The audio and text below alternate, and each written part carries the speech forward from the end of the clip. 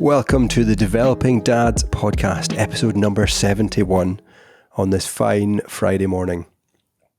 Today, we're going to be chatting about being in the top 1% of podcasts, which kind of blew my mind when Gordon messaged me a few weeks ago with a screenshot. I think it was Alex Hormozy mentioned it in one of his podcasts and it's now going a bit viral.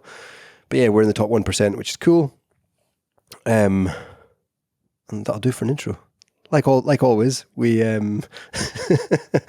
great. Like always, I'm so glad we've got such a we're boasting about we're in the top 1%, and that's the highest quality intro on the internet or for podcasts. Quite frankly, yeah. And as soon as it came on, Gordon was like, "You haven't prepped, have you?" And I don't need to prep because we're on episode number 71 now. We've done this for 71 hours, 71 weeks. So I feel like I'm a natural. Which, if you think about the kind of journey, my first ever podcast back in was it January 2021, 2022? 2022. I was super nervous. I almost got clammy hands, but now it's just yes, we're switch it on and let's go. So why do you hold on? Why do you think you were nervous about it? Like what was significant about sitting down and having a chat on a podcast? It's just something new. It's just something different I've never done before. I was holding a microphone, or I had a microphone up like this, and it was just a new thing that I've never done. And I guess the fear of sounding stupid, or the fear of sounding, I don't know. It's just it's a funny one because we're not in front of an audience, right? We're literally just talking to each other, and it's a perception of an audience. Yeah. Isn't it? It's not like we're sat in a stadium with 100,000 people and we're about to perform in front of them, and we can't screw it up. Whereas it's literally just the two of us talking here, and the only thing that makes this different is because there's a microphone and it's being recorded. But even if it wasn't, we could record some of our FaceTime conversations if we wanted to. But I guess it's that stealing worry from the future where it's someone's actually going to listen to this, and what are they going to think about it? But, yeah. I do have moments of and I noticed you probably saw it as well. Rebecca liked one of the podcast's posts from last night on Facebook, and she never likes anything to do with the podcast. I'm like, did she listen to that? And I had to play it in my head. What did I say in it? Was it okay? It's almost second guessing. But I assume it was fine. I don't know if you have to go through that. I don't really tend to live life like that. Which is, it has its ups and downs. I mean, sometimes I'm not overly thinking about what other people think of me, I guess, and what I say and do. And I guess I live in weird ignorance of the idea that I'm willing to apologize over ask for forgiveness. If that makes sense. That's fair. That's fair. And that has got me a little bit in hot water sometimes with Laura, from maybe perhaps some of the topics that we've chosen, but again, I don't often think that it's. I think it goes back to that thing you just talked about with the idea that there's an audience and someone's going to hear it. What does someone think? It's rarely. It's not. I'm not saying things that are going to get me arrested or. Not cancelled, but who cares? Cancelling is kind of an opinion thing. But arrested or in trouble for something, it's more, what are these people going to think if they hear about something we've talked about? Which I guess is, that's just how some people operate, and that's what they want. But yeah. Yeah, when I first joined the startup 2 or 3 years ago now, there was a kind of motto that we lived by was I can't remember how it was written, but it was basically do something and ask for forgiveness later. So we're running hard. We're trying to kind of don't ask for permission. Ask for forgiveness. That's it. Yeah. We're trying to innovate and run hard and just try things. And Craig was always in the mindset of just try something, and if it doesn't work out, ask for forgiveness or apologize for it later. But as long as you've tried, that's what Craig wanted. And that kind of that lends itself quite well to this whole podcast thing that we've been doing. There's a website literally dedicated to all of the programs and plans and investments that Google have made over the years. And it's a list of hundreds, if not thousands, of different projects that they've tried and completely canned. And there'd be millions of dollars spent, hundreds and hundreds of man hours. So I guess with this podcast, it was a thought experiment to begin with, and you just, rather than kind of being an architect and really drawing out all the plans of exactly how we were going to do this podcast, what we were going to do it, what was the exact, like, we changed the name of it, we've formats have kind of matured, I guess, to some extent. Our artwork and things and whatnot has changed, but we never kind of sat down and said, oh, this is the plan for the podcast, this is the audience we're going to talk about, this is the niche, this is the thing. It was like, here's a microphone, Neil, should we just have a chat? Yeah.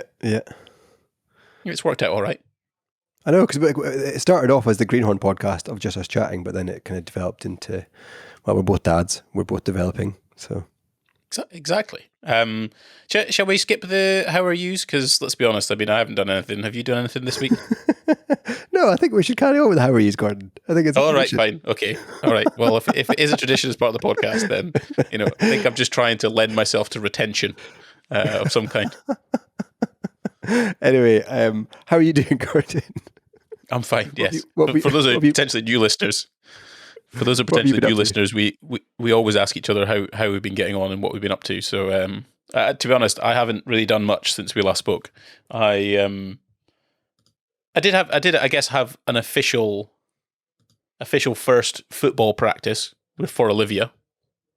Nice. So she's had her first little football practice thing, and she got a little kit, and she was wearing it and everything, and there's kind of like there's a freshness and a kind of uniqueness and just those kind of micro moments you get with your first kid or your kids.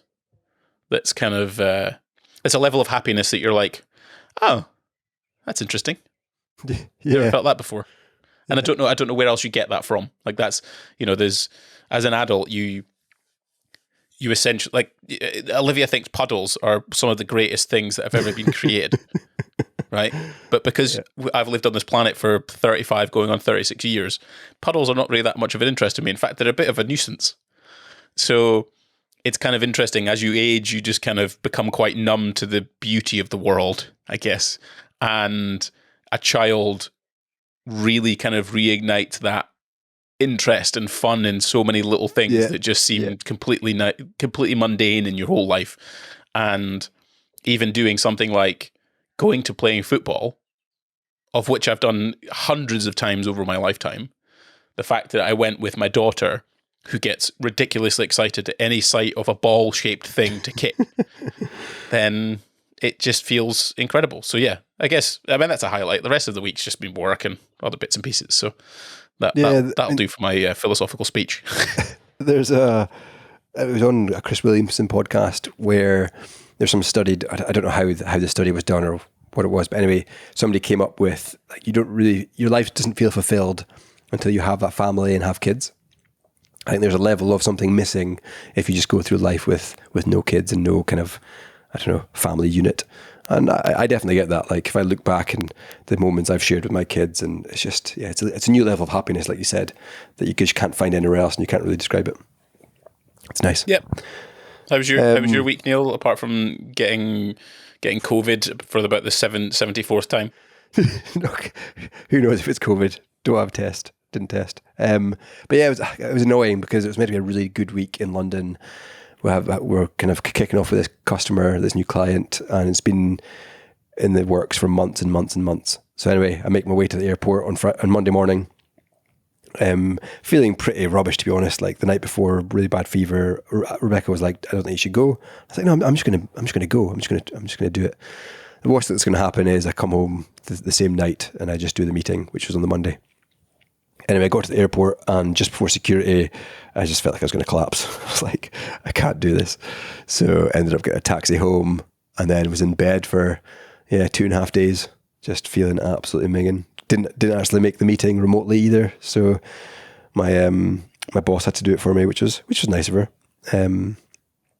But yeah, I just felt sorry for myself. But now I'm on and up, and the week's just kind of merged into one big thing. Rebecca's kind of held the house together. Manage the kids and stuff, but I'm off today, which is nice. Sun is shining. Brewdog AGM tomorrow, so things are looking up. What a dad life! I got sick Wife's health, fort down. Still feeling a bit sick. Went for a run, and then tomorrow I'm going to drink lots of beer. Yeah. Brilliant. Right. So top 1% podcast. That this was kind of off the back of a few different conversations, I think, or things that I've been listening to or seeing, which also kind of expands into this kind of idea of why do people quit so early? You know, why do they give up on something where, you know, they don't just continue? And I guess this is it's interesting to probably explore that, but then also potentially interesting to explore how we've managed to get to a top 1% in the world podcast without really actually having any level of success beyond 30 listeners per episode. I think, so for supply of context, it started off, generally speaking, with the podcast I was listening from Chris Williamson. I think he has a Modern Wisdom podcast, which is pretty big in the UK. And it was kind of looking at this whole premise that if you get past or you publish more than 20 episodes, so if you publish 21 episodes of a podcast, you're essentially in the top 1% of all published podcasts, which is 21 episodes. Like literally, that's not a long time. You know, it's 5 months of one a week. That's it. Yeah. And then there was like kind of more bits and pieces that came out. So you look at there was a BBC article yesterday that kind of talked about, you know, half of podcasts have 3 or more episodes. So like 4 million podcasts worldwide, only 2 million get past 3 episodes. And then only 720,000 of those get past 10 episodes. And again, it's such a short period of time. It's not even a year. Like it's not even 1 year of worth of like trying to do something. And it kind of baffled me. I don't know how you feel about that. How did you feel when you read that article I sent you yesterday? Yeah, I thought it was just really eye-opening, and it scares me for our kids that, I don't know, the generations that are coming on now just have such a poor attention span or such a poor, I don't know, long-term game plan. That just seems to be like very, like, fritter things away. Oh, let's come up with an idea, or let's forget about that and do something else, or it's not getting any likes or any follows or any clicks, then we need to do something else. It's kind of very transactional instead of long-term, which does worry me for my kids. Do you not think that that's always been the case? Like, because you're doing the grass is greener thing where you're like, oh, you know, in my day, like, I had a great attention span and I was really good at just like, I'd have an idea and I would succeed with it. Do you think that's a modern problem or just a human problem? I don't know. I think it's more of a modern problem. I think by definition, not by definition, but I think by looking at the likes of TikTok and stuff, our attention spans are getting smaller and smaller and smaller. So that has that leads us on to just not keeping ideas in our head, or not, what's the word? Just not like dedicating time if something doesn't look like it's going to be a success, which I think that's an interesting package to play with. It's because the definition of success has changed now because of the quantity of what we see as success. You know, like if we walked down the street and said, hey, we only get 30 listens per episode, roughly speaking, do you think we have a successful podcast? And people would be like, what's that comparing to? Well, Stephen Bartlett, The Diary of a CEO, gets like 10 million downloads a month. Nah, that's not a successful podcast. Okay, well, what if I framed it like this? Well, we have a podcast in the top 1% of podcasts because we publish every single week, and we have done for 71 episodes. Oh, okay. It's a little bit different. Yeah, exactly. So I guess with the amount of media that we're consuming, we now define and accept success as different to what it was probably when our grandfathers were kicking around, right? Yeah, and if we carry on with that kind of analogy of, if you look at like a Mr. Beast video, they're getting like hundreds of millions of views now, whereas 5 years ago, a video that gets 1 million views or 100,000 views was doing really well. But now the really well is defined as, well, it needs to be 10 million or more, because you've got these kind of unicorns that are smashing it. So yeah, and that prevents you from starting, I guess, from some extent. Yeah. But then on the flip side, your kind of first analysis was the idea that our attention spans are really low and we're just not fundamentally committing to something. But then what more on a positive note is, do you not think that we have the opportunity to start lots of new things now compared to back in the day? So back in the day, you would either work in a coal mine or you'd work in a factory or you'd be a farmer or whatever else, right? Those were your choices. You had a very small level of choice, and your ability to move up and down the social ladder to upper class, middle class, and lower class was actually quite difficult because your education was probably limited, so that then limited the amount of things that you could do, the inspiration that you had. So from like your parents through to maybe some cousins and uncles and things, or a little village that you're in, that was your influence, right? That's all the only thing. So you're like, if to have an idea was kind of a bit bonkers, or it was also just not really thought of because the people that you hung around with. Whereas now we have such an opportunity, like anyone can start a podcast. Like nearly anyone, certainly with a phone in their pocket and an internet connection, can start a podcast. And I guess part of that is then that ability to have so much choice and so many ideas and so many things you can do that perhaps leads to the idea that people I'll just try something else. Yeah, there's something else to try, and rather than commit to something, which is kind of interesting. Yeah, and like I think I don't think it's a good thing having so much, having it so easy now. So like we can now use ChatGPT to program websites or make websites. I don't know if I agree. I don't know if that's the life I want my kids to live.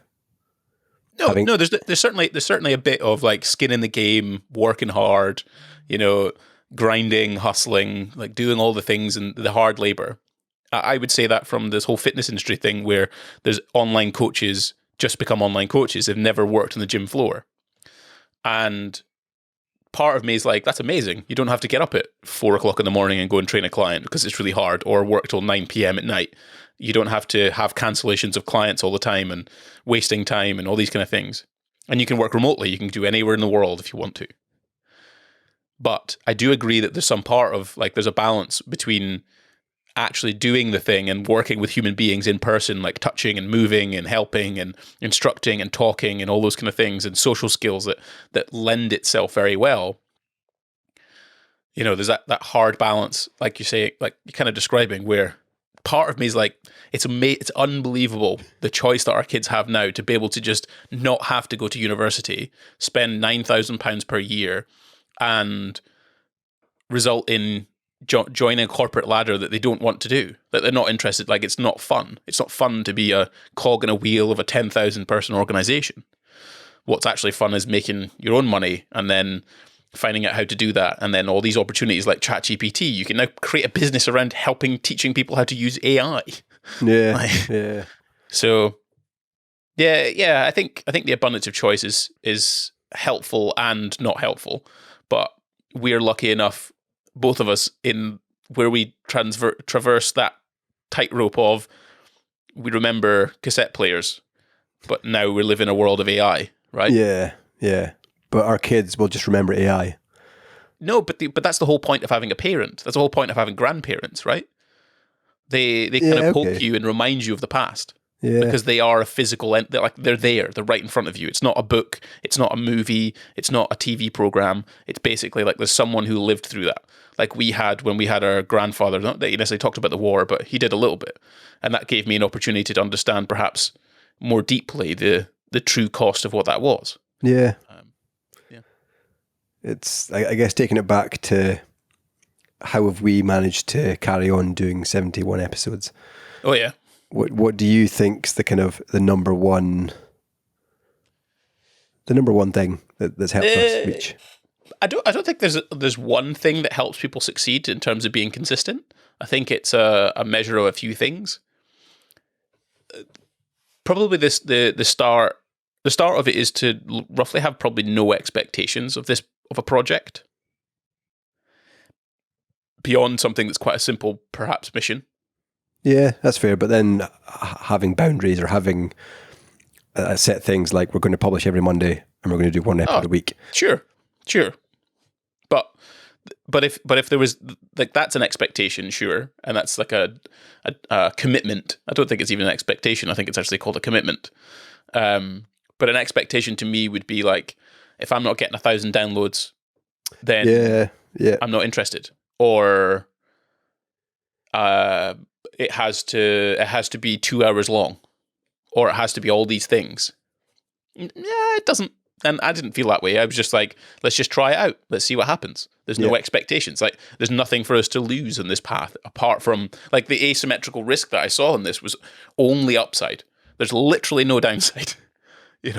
Maybe I don't spend an hour doing something else. Okay. Like, there's plenty of things that I waste time doing. So I think expectations started with that. And, there's a few examples of these big podcasts, like Alex Hormozi's Game Plan podcast, Chris Williamson's Diary of a CEO podcast. They all took like 2 or 3 or 4 years before they ever saw any type of traction whatsoever. They again probably set very low expectations for what they were doing. They maybe had the vision and the idea, that would be really cool if that would happen. That's a nice, like, high level dream. But for me, it was just, for them and for me, it was just kind of a case of, let's just make this thing.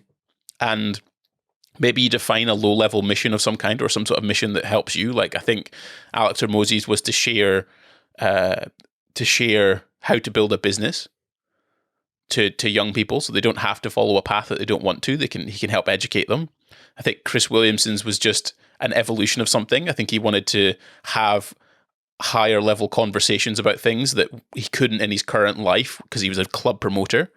And then I assume that Stephen Bartlett just kind of started it because he was going on a journey of running a company, and he wanted to kind of talk about it because he probably learned from other people and other bits and pieces around that. And then it goes from there, right? So the expectations of both of these 3 podcasts were just like, we're just going to do this thing, right? And see what happens.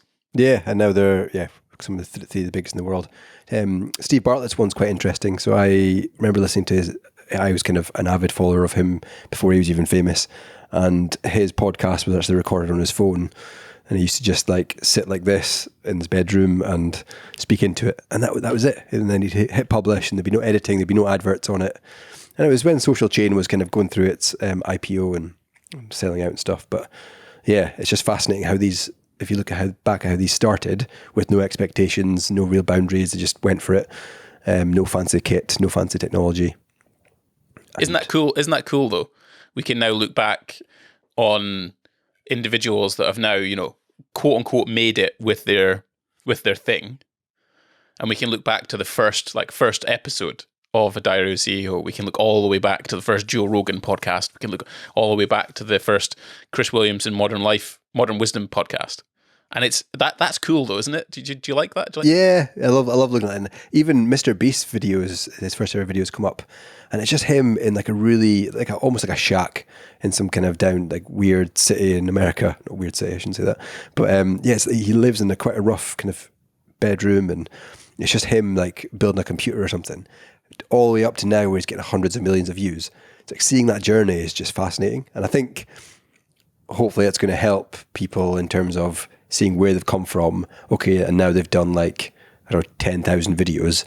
So that's taking them 10,000 videos to get to just where he is now. So it almost shows the hard work that's gone into it. Yeah, and that's it's a nice thing to see, because then it becomes it's kind of realistic. It's not like a movie star who all you now see is them on the big screen, right? And they're doing a big movie, and you think, oh, there's no way that I can get there, because they're special. They have something unique about them. But now we operate in this world where you can start something, and it might become something, but when it does, you can literally see the progress, and you can be like, oh, these are the steps that they took to get there. So they're very much more human. They're much more normal, like me. Stephen Bartlett with his phone.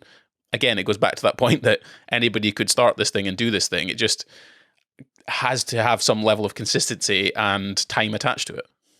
Yeah, I think you're right. And I think having somebody that you're accountable to as well.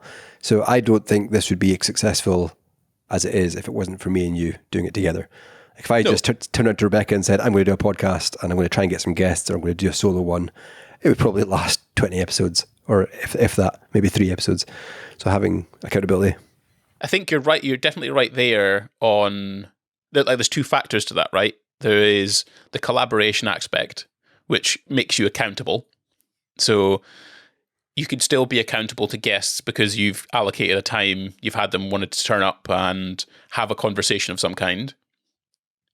but guests can be human beings, and they can have other commitments that can happen, and they have to cancel and change and move things around, which ultimately sort of leans into this thing that I also think is important, is lowering the barrier to entry to creating a podcast, to doing something like this, to recording something. And for me, when I was thinking about the idea of a podcast, I knew that having to organize guests and talk to guests and do all the guest thing is way more complicated and way more challenging and way more difficult than organizing something with a co-host like a brother, right? You can just sit there, have a conversation, talk to each other, and the whole thing just kind of works and balances, and it just is so much better than having a guest because we have a conversation, right? And it's just the two of us, and we can text each other and be like, yeah, I'll turn up this time or that time or whatever else. So yeah, the collaboration thing's big important, and I think definitely doing it on our own would have been much more challenging. Yeah, I agree. So is there anything else you think that's helped us get to the top 1%? That we could probably expand on that, lowering the barrier to entry. Yeah. Because if I'd told you you'd have to come to me every single time we'd record a podcast, it's not going to work, is it? I agree. Yeah. So how could we do it? We're lucky in this age where podcasting is super popular, so we use this Riverside technology that it works most of the time. It's not bad, but it's just technology works, right? So you're finding technology to help make the job easier, and Riverside is one of those, because it's just click a link, you sign up to it, it's like 10, 20 quid a month, and it records a high quality sound thing, high quality video, and it's pretty seamless, pretty super easy to use. So I think that's probably the first one. Is there anything that you find has helped lower the barrier to entry for you to start recording a podcast? I think having it remotely obviously is a big thing. I guess the kit that I have is, this microphone I bought off Gumtree from some guy in Glasgow. This thing is Amazon, but it's like 20 quid. So I think the whole setup is probably just under 100, including the microphone. So that's money. Easy. Yeah, money was a factor, because you could look at fancy microphones that cost a lot. This new, I think, is 180, but I got it secondhand. It's just AirPods, already had them. So do you not think so?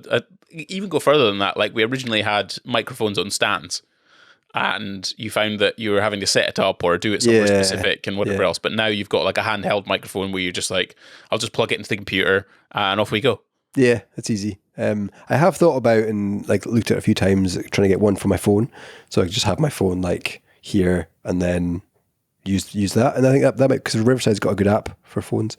That would definitely limit it, because we've also talked about doing it on the train. Wonder how that would sound. Oh yeah, and little things like that. So I think, but don't set expectations of really, really high quality. Although you can get high quality with not much investment. So I think so. I think that was one barrier that I think I did kind of propose, was that I did want it to sound really good. Because it's a podcast, and I do want people to listen to it. That's still, even though I said that don't expect expectations, there's still part of it where I still want it to be good, because that's kind of just the person I am. So it was kind of. I turn off podcasts if the guest that's speaking, like Tim Ferriss, has some awful audio quality ones, because maybe the local microphone's failed, so he's had a backup Skype or whatever. But I just can't listen to it. It just sounds really tinny and really off, so it ends up putting me off. And I've had a lot of friends and a lot of people that have listened to this and thought the audio quality is really good, and you actually feel immersed in the conversation, and it's a lot better. So that's definitely been an important part. But like you say, the technology aspect that's required is actually pretty cost effective. It's easy to set up, and you get the highest bang for buck recording that we can get. And I think that's a big part of it. Definitely the handheld microphone has made a big difference for you. I've got a setup at home which is attached to a desk that I use anyway, so it's quite easy just to plug it in and off I go.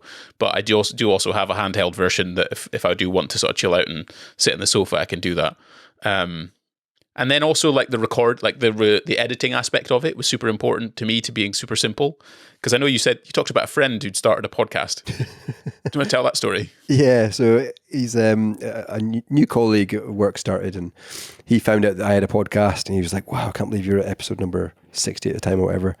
And he had one, and he said that he used to spend, I don't know, 2 or 3 days like going second by second, cutting out all the ums and ums and like all the awkward silences and stuff like that, just doing it himself in iMovie. And yeah, now we have technology, and Gordon can talk about it. But yeah, he spent days just on, and he only made it to episode number 4 or 5, so he's not done that well. and that's it. There's a, I feel like there's a certain thing with us is done is better than perfect.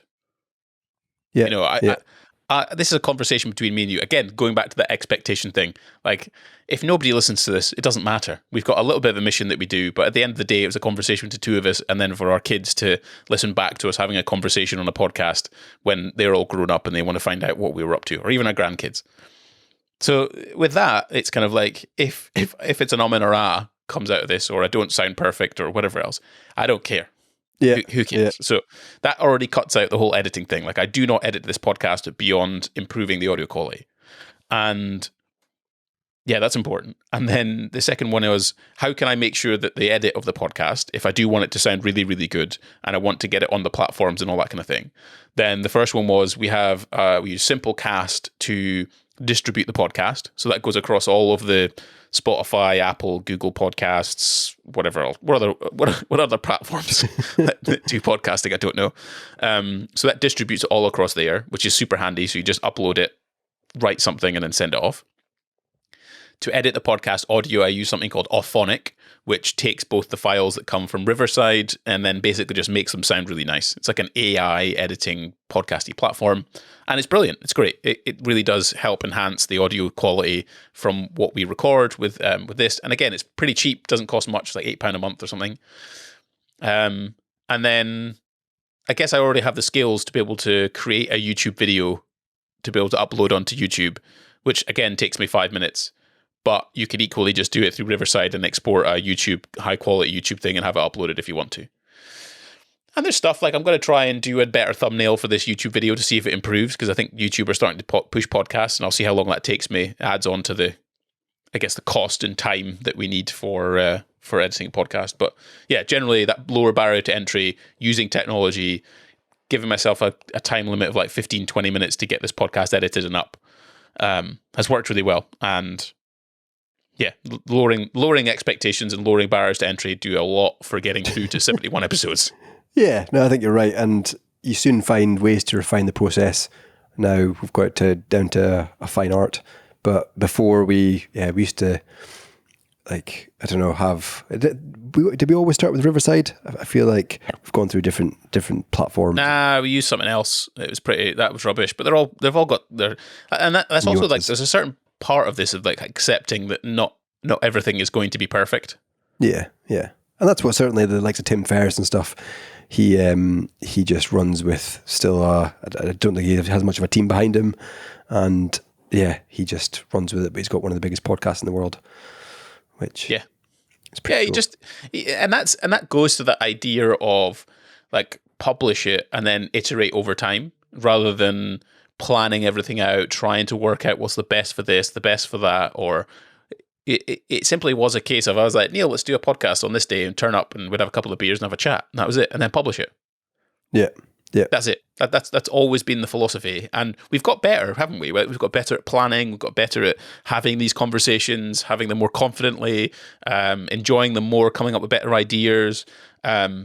And that's just been a case of the fact that because we've published and published and published and published, and then maybe tried something else a little bit every so often, and now we're at kind of a point where it works and it's absolutely fine. Whereas like your friend at work has kind of obviously thought a lot about what it could be and then what it needs to be, and then tried to progress too hard, too fast, which then just becomes a pain, and it's annoying. It's not fun anymore.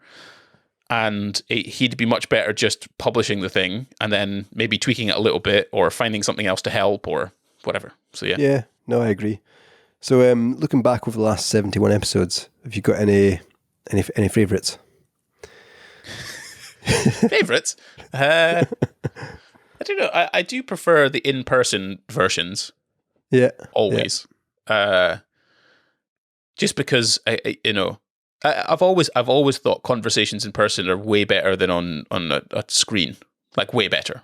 There's there's just not the same type of thing. It's just not the same feeling, nuance, everything about it's just different. So I guess any podcast we've ever done in person. So it's like, I say that the lower barrier to entry, have a co-host and whatever else, and that's probably going to mean that you'll have to do it online because the convenience is just so much higher, right? It's just so much easier for us to have this conversation.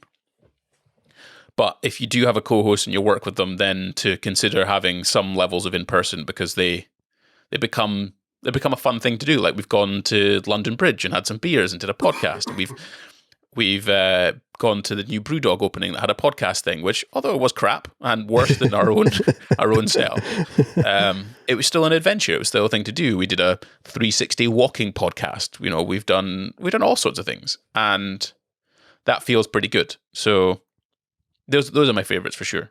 Yeah, I would say, and like I've mentioned this in a few podcasts, where it's like this also gives me a chance to think about my thoughts in terms of, we've done pretty deep podcasts like the meaning of happiness and what's fulfillment as a dad and those kind of things, which I don't think you'd normally think about if you weren't doing this podcast.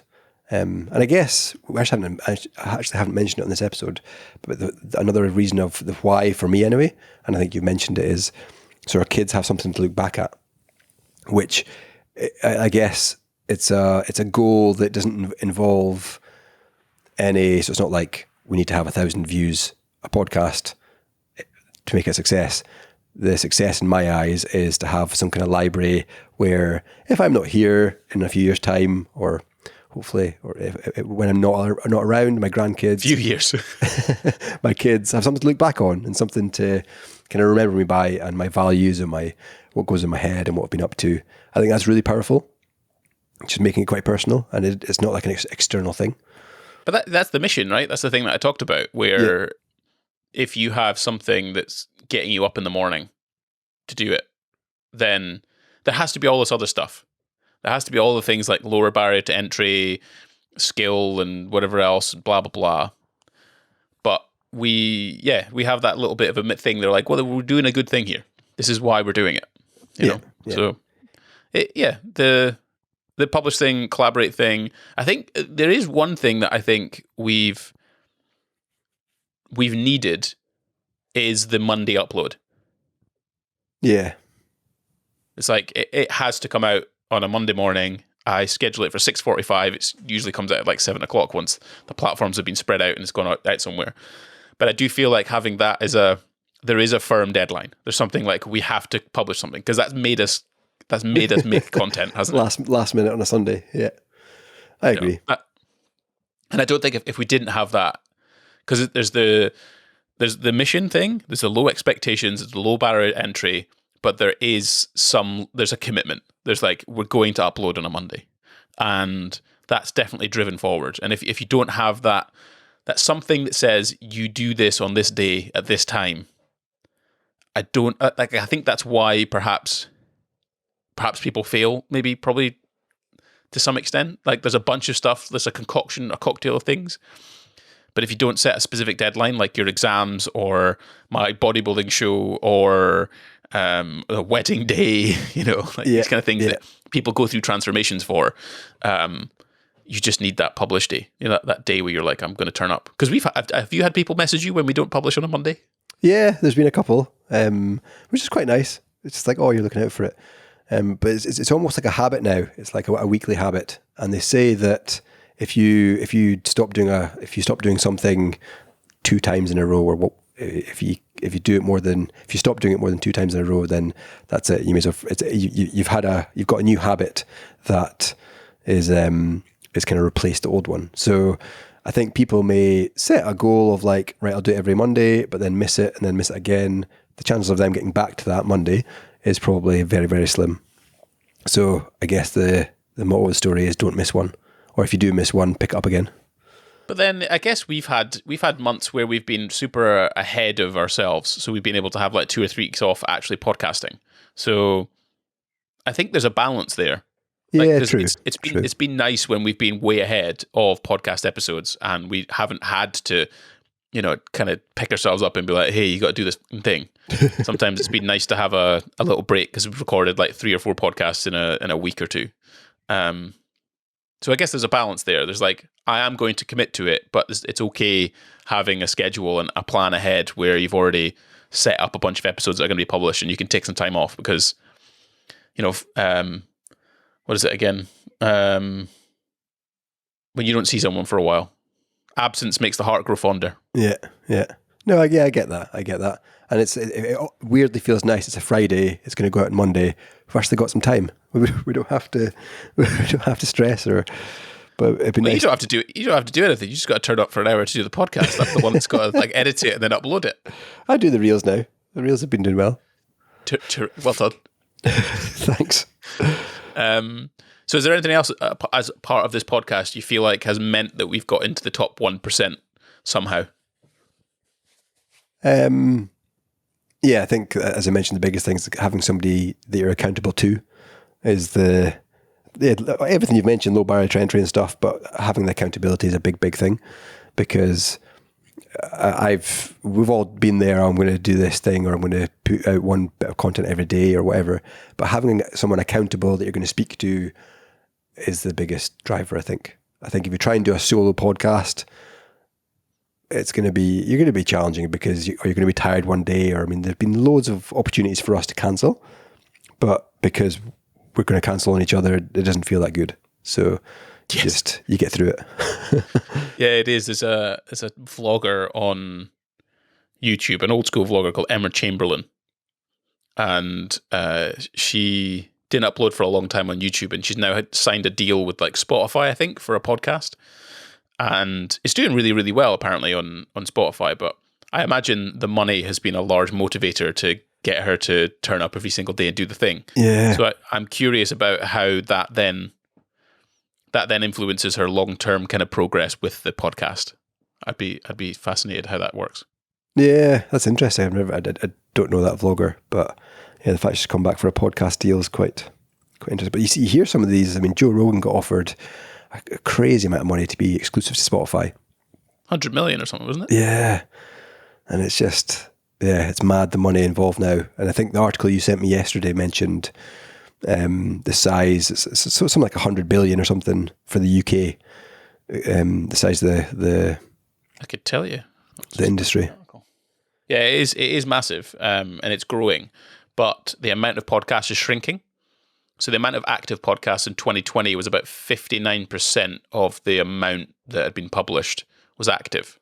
Now it's 17.7%. Wow, I didn't catch that one. That's mad. Which is pretty. It's pretty massive. That just goes to show that it's just dropped so much in terms of people kind of giving it a go and then just not carrying on, I guess. Yeah, I know a lot of people that don't listen to podcasts. So there's still a lot of people out there that maybe haven't found a good one or haven't found one. So. Well, over 60% of people in America have listened to at least one podcast. Wow. So that's 180 million people. Yeah, it's pretty big. That's pretty big. So yeah, the UK media in 2023 with global revenue in music, radio, and podcast market projected to reach $100 billion before the end of the year. I didn't realize it included music, but still, podcast. Yeah, music, radio, yeah, something like that. UK media. So yeah, 100 billion for the year. Wow. Yeah, it's pretty good. But yeah, it does show that it can be a large part of it. And like I said, my weird kind of like side thing would be like to pay Neil's mortgage through sponsorship of the podcast. So if we can get our 30 listeners to 300,000 listeners, then maybe we get somewhere. Yeah, because what's the market better than me? But what's an ad in a podcast, like a Steve Bartlett podcast? What would you say? Well, so Ali's podcast does 25,000 downloads a week. So about 100,000 downloads a month. And his podcast last year generated £130,000. Wow.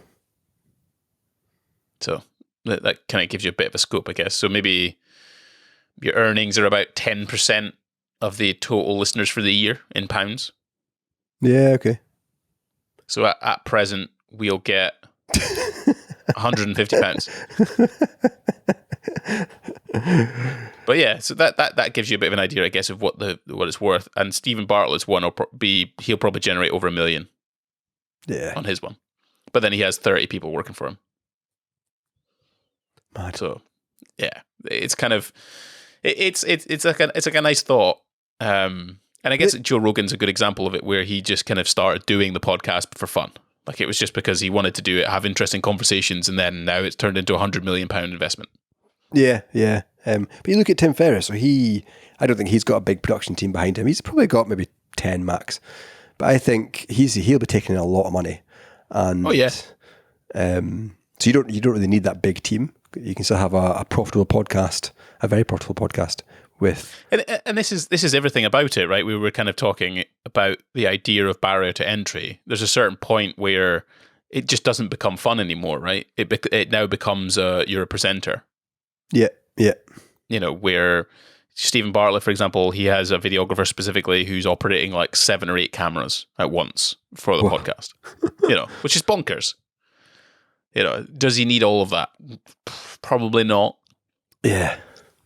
Now he's doing lives as well. It's all those kind of things. So I guess there's a balance. And for me, the balance would be if we had an editor and then we had a studio and then someone filmed it for us, that would be fine too. I'd be happy with that. Yeah. But, you know, maybe we get to the point. I did try and find Alex Hormozzi's PA to see if I could get him on our podcast. That'd be funny. Wow. Because it's like I've got a connection through Ali, so there's some level where I can be like, hey, you spoke to Ali. I mean, our podcast has absolutely no views or listens, but you know, you started somewhere, so yeah. I know. It would be cool to get somebody famous on. I don't know how I'd manage it. Well, we had Ali on. He's our second most listened to podcast episode. What was our first? Was it our first episode? Our first episode, yeah. The stats on the podcast, if anyone's actually interested in this, we've had I think 3,800 downloads or something in total. Where are we at? View analytics. All-time downloads 3,864. We're approaching the 4,000 mark. We are approaching the 4,000 mark.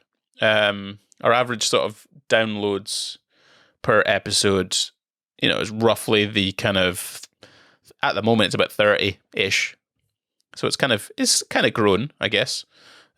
Most listened to was our episode 1, 215 downloads. Ali's was 162, and then the rest are all kind of like 96, 83, 82. Interestingly, the episode 25 is number 8 on our most listened to, of hard moments being a dad, at 74 downloads. Wow. Spotify and Apple Podcasts are the largest by some margin. Spotify is like 52% of all of our listeners come from Spotify, and then Apple's next at 25%. Yeah. Just on that Spotify topic, have you seen the series called Playlist on Netflix? No. Oh, it's basically about how Spotify started, and it's based on the true events. It's mad. Cool. Really mad. So I'd recommend it. The cool thing about this analytics thing we have as well, we get a heat map of where people have downloaded things. So this week we've had 2 listeners in Cape Town. Wow. Yeah. That must be, I don't know who they are. 1 listener in Hong Kong. 1 listener in Australia. Wow. And we've got a listener in Germany, I think. Goth, something like that. Rebecca's got family out in Australia. Wonder if that's them. Some people in Inverurie are listening to the podcast. The Inverurie Massive. And then a bunch around the UK, in London, Manchester kind of area. Yeah, it's pretty mad. We get some Americans and things listening to it as well every so often. I do wonder who these people are. Like, how do they discover our podcast? Like, how do they get into it and find it and start listening to it? Yeah, and why do they listen? Is my more interesting. Yeah, what's the point? Why are you listening to 2 weirdos on the internet? Well, nobody's listening now. It's like we've had over the all-time aspect of this podcast, we've had 2 people in Hawaii listen to it. Wow. We've had get a bunch of people in like Abu Dhabi and Dubai. I know one of them in Dubai. He messaged me quite a lot. Like all across Norway, Sweden, all across obviously the UK, Ireland. Anyone in Russia? It'd be quite weird. None in Russia, no. Bucharest. Well, I don't know what the country this is. Tbilisi. Baku. We've had someone from Azerbaijan listening to the podcast. that could be one of my fellow dad friends. There we go. He works offshore there. In India. Delhi. We've had Hanoi, Vietnam. A couple of people there. Shanghai. Had 6 people in Shanghai listen to the pod. Wow. Beijing. Had someone in Beijing. Philippines. Singapore. Malaysia. Different parts of Australia. All across Australia. New Zealand. New Zealand might be the people we went to school with. They moved out there. Flick and Flack. Where's that? What is An it, island like in the middle of nowhere. Canada somewhere? It is, no, it's a seaside village in the west of Mauritius. We've had someone in Mauritius listening to our podcast. Wow. They must be on holiday or something, honeymoon or. I know. Tuning into our podcast, ain't you? Dad's fix. Well, I do think. We've had Costa Rica. There you go. Look at that. Brazil as well. Anyway, and America, all across America. International. Into Iceland. We've had Iceland listeners. Anyway, right. I'm going off on one now, and do you want me to close it out, Neil, or do you want to do it? You can close it out. Oh, glorious. Well, hopefully you enjoyed that stats-driven end to the pod. Yes, we do in fact have a podcast in the top 1% of podcasts. It's been a fantastic journey so far. I've really enjoyed it. We're on episode 71, so approaching 18 months, I think, roughly, Neil, nearly coming up to it for podcasting, and long may it continue. If you do enjoy listening to us in your ear holes, if you're listening to it on Spotify or Apple Podcasts or whatever weird platform you're listening to it on otherwise, if you, of the 3.5 listeners that have got to this end point, then by all means check us out on YouTube. I'll upload it on there and you can see our shiny, sexy faces on that and listen to us chatting about all things dad life.